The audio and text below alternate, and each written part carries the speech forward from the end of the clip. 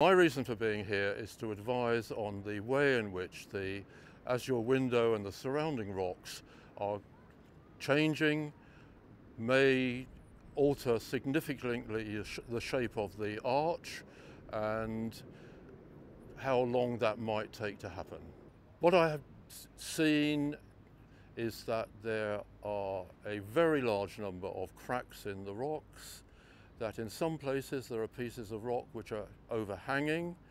There are areas where the cracks are such that they're enclosing areas of rock, sometimes in fact with line junctions running across the rock and cutting off the rock.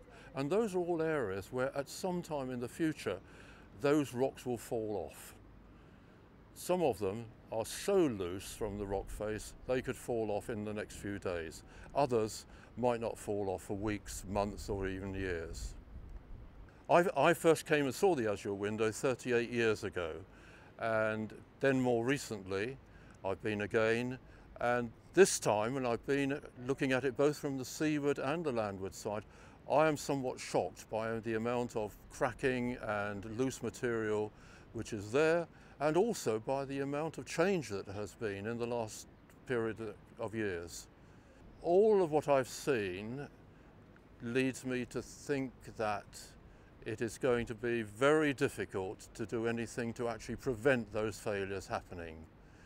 There have been reports which suggest ways in which it can be held together. Frankly, I don't think they are going to do the job. They would be very expensive in many cases. In other cases, it would be almost impossible to get there to deal with them.